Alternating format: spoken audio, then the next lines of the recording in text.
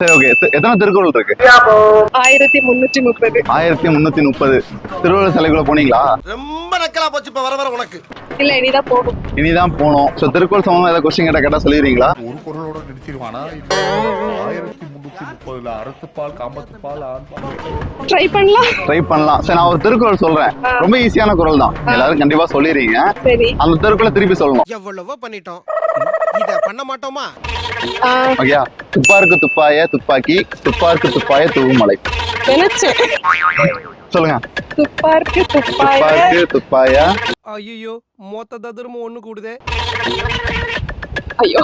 துப்பார்க்கு துப்பாய துப்பாக்கி, துப்பார்க்கு துப்பாய தூவுமலை. மறுபடியும் சொல்லுங்க. துப்பார்க்கு